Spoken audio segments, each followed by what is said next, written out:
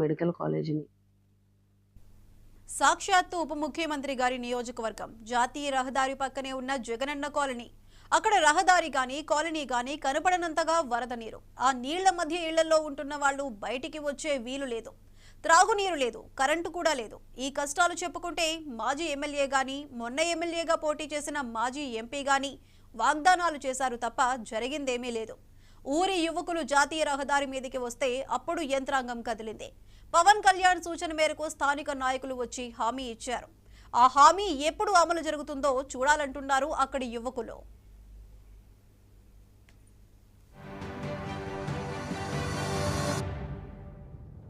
ఇది కాకినాడ జిల్లా పిఠాపురం నియోజకవర్గం గొల్లప్రోలు మండలంలో నీట మునిగిన 216 జాతీయ రహదారి పరిస్థితి. దీన్ని ఆనుకొని ఉన్నది జగనన్న కాలనీ. ఎప్పుడు ఇళ్లన్నీ పూర్తిగా మునిగిపోతాయో తెలియని పరిస్థితి. ఏడాదికి కనీసం 4 సార్లు గంగమ్మ తల్లి పలకరించి వెళుతూ ఉంటుందని ఈ కష్టాల్లోనూ వెటకారంగా చెబుతున్నాడు అక్కడి బాధితుల్లో ఒక యువకుడు. గత 4 సంవత్సరాలుగా గంగమ్మ నేనున్నాను, మీరు ఎక్కడికి వెళ్ళిపోకండి, నేను వస్తూ పోతూ ఉంటాను, మీకు మీ ఇంట్లో జ్వరం ఎలా వస్తుంది ప్రజలకి అలా నేను వస్తూ పోతూ ఉంటానని చెప్పేసి గంగమ్మ గత 4 సంవత్సరాలుగా సంవత్సరానికి 4-5 సార్లు వస్తూ పోతూ ఉన్నదన్న గంగమ్మ తల్లి. అలాగని చెప్పేసి కలెక్టర్ గారి దగ్గరికి 2 సార్లు వెళ్ళడం జరిగింది. మా జగనన్న కాలనీ ప్రజలందరూ కలిసి, మేడం గారు ఇలా జరిగిందండి, మరి ఏంటండి దీనికి రోడ్ వేయాలంటే నేను ఒక 90 రోజుల్లో మీకు కేసు ఇస్తానని చెప్పేసి ఒక కాగితం సంతకం పెట్టించారండి. ఆ 90 రోజులు అయిపోతుంది తప్ప 90 రోజులు అన్నారు కదని చెప్పేసి ఆ 90 రోజులకి విలువ లేకుండా పోయింది ప్రజలకి. మాకు ఎటువంటి శాశ్వత పరిష్కారం జరగట్లేదండి ఇక్కడ. అలాగని చెప్పేసి మొన్న మొత్తం అందరూ కలిపి హైవే ధర్నా చేసాం.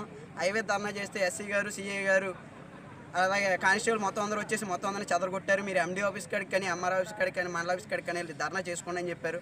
అలాగని చేసి అక్కడికి వెళ్ళి చేసామండి ధర్నా.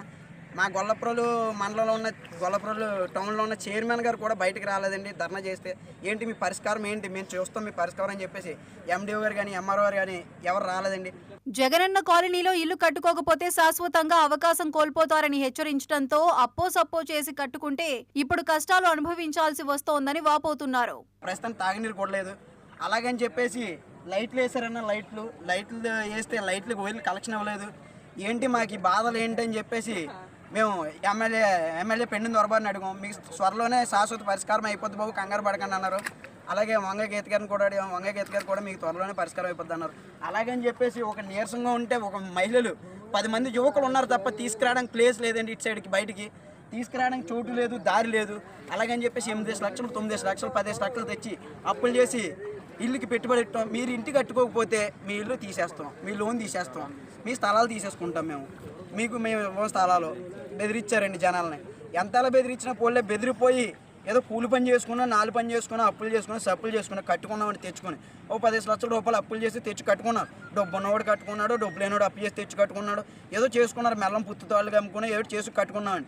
కట్టుకున్నాక దీనికి పరిష్కారం లేదు.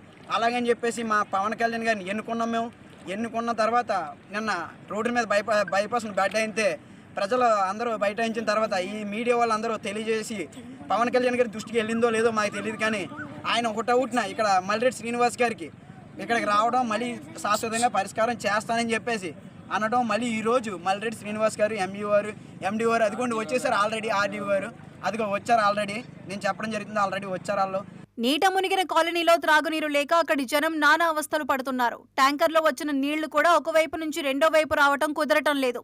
ఏ క్షణాన ఏం జరుగుతుందో తెలియని అయోమయ పరిస్థితిలో జగనన్న కాలనీ యువకులు కలెక్టర్ మొదలు ప్రజాప్రతినిధుల దాకా అందరినీ కలిసి విసిగి వేసారిపోయారు. చివరికి జాతీయ రహదారిని నిర్బంధించారు. దీంతో ఈ విషయం ఇక్కడి ముఖ్యమంత్రి, ఉప ముఖ్యమంత్రి అయిన పవన్ కళ్యాణ్ దృష్టికి వెళ్లింది.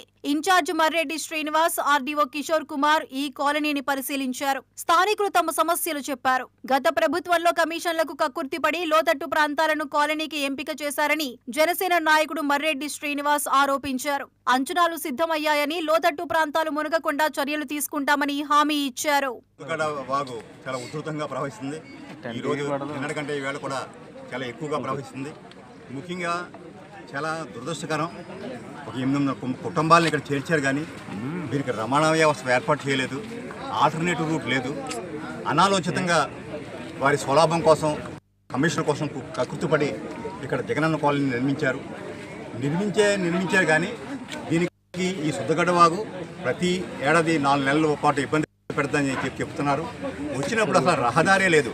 పోనీ బ్యాక్ సైడ్ నుంచి నేను ఆపరేట్ చేద్దామని 2 రోజుల క్రితం ట్రై చేసాం. ట్యాంకర్లు ఏమో అందులో దిగబడిపోయి అతి కష్టం మీద 2 ట్యాంకర్లు చేర్చారు.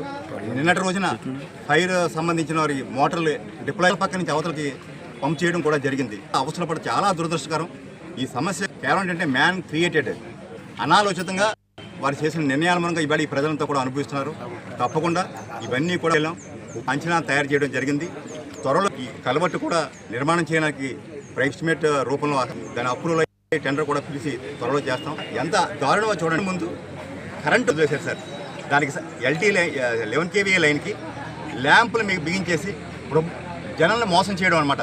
డిప్యూటీ సీఎం నియోజకవర్గంలో ఇప్పుడైనా హామీలు నెరవేరుతాయని గొల్లప్రోలు మండలం జగనన్న కాలనీ వాసులు ఆశతో ఎదురు చూస్తున్నారు.